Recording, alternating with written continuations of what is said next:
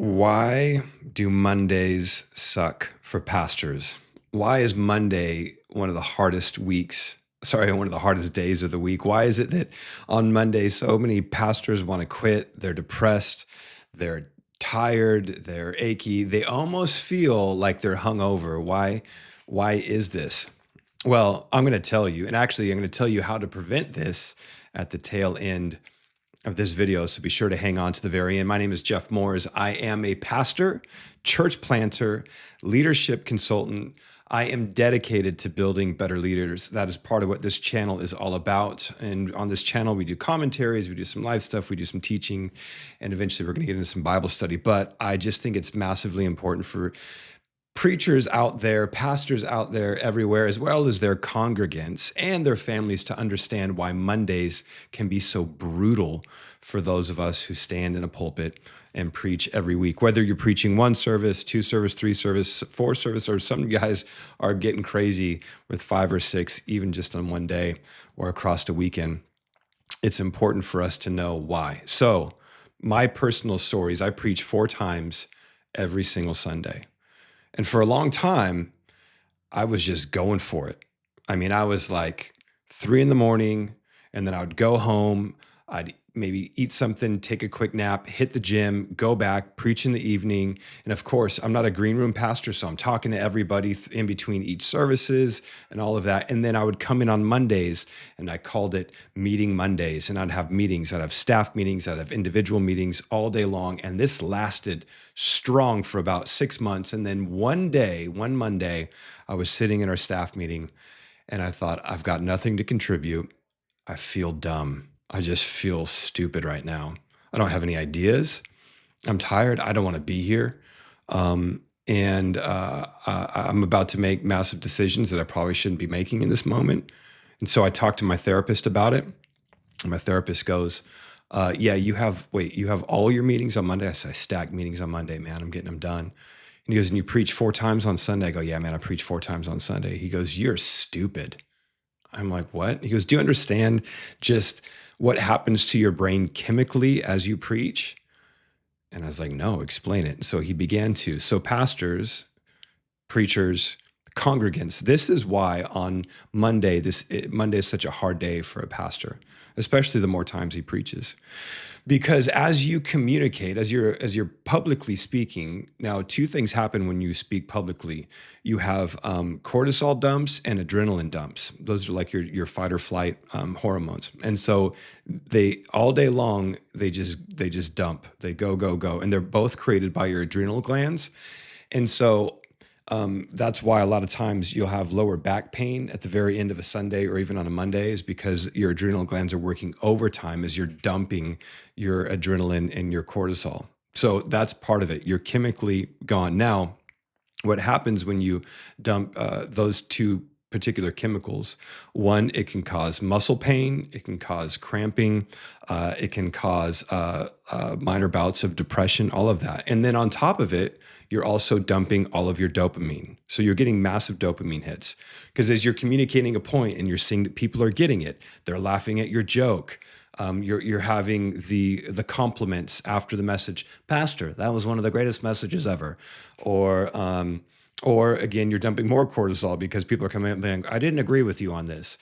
And you're having these emotional responses to everything as people come up to you afterwards, and sometimes they're in tears, and sometimes they're telling you all the stuff that they're dealing with and that's going on, and you're having to emotionally deal with it as well as your brain chemically. So you empty your brain of dopamine, you empty adrenaline and cortisol. So at the very end of a day, you've got none of that left.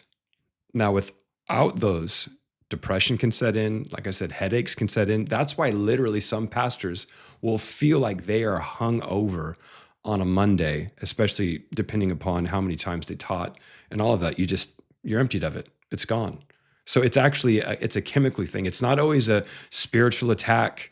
You know, the enemy's after me on Mondays because of the work that I did on Sundays. It's literally just you emptied your body of necessary chemicals, necessary hormones, and you're tired.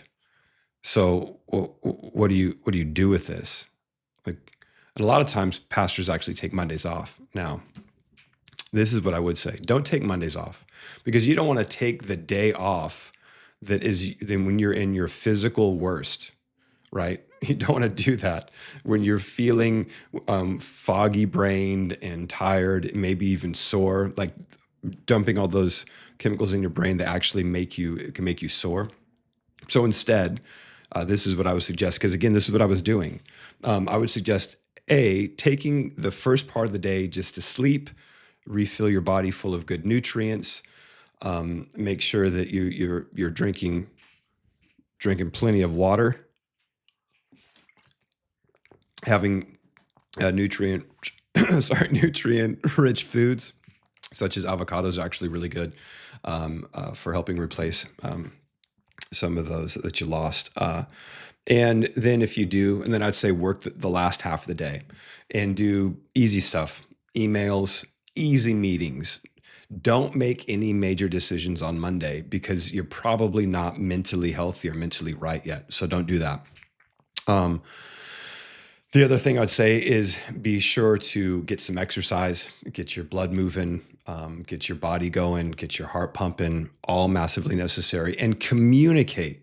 Please hear me on this. Communicate to your family, to even your staff and your team, what it is that you experience on Mondays, and that it's not just unique to you.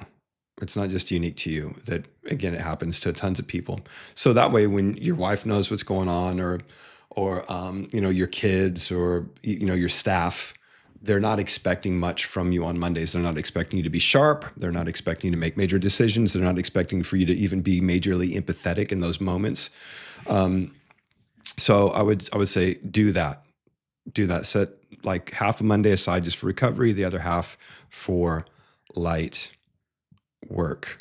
And think about it this way. If, like, for myself, I just kind of did the math the other day, I am speaking nonstop.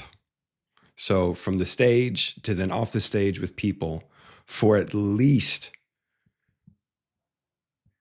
I said I figured this out yesterday, and maybe I didn't actually, for at least 4 hours on a Sunday morning, and then another two on in the evenings. So nonstop talking, verbal, thinking, what am I saying, processing, and if you tend to teach more theologically in depth, then that can actually, and if you don't lean heavily on your notes, so your brain is then working overtime. You got to think about this too: is your brain is like a muscle, and you've just worked that thing out for hours and hours and hours, and so of course it's going to be tired by the end of the day, and even after sleep, which, by the way, please get at least 7 hours of sleep. 7 hours of sleep, they say, is like washing your brain, just kind of renewing your brain. And then you wake up. I don't know about you, but after I work out, if I work out hard enough, I'm sore the next day, and actually for a couple days. Think about that with your brain. Monday, it's all about recovery. So pour out on Sundays.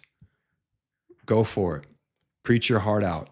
Understand that the whole time you're dumping your body of cortisol, you're dumping your body of adrenaline. Again, those are the two, I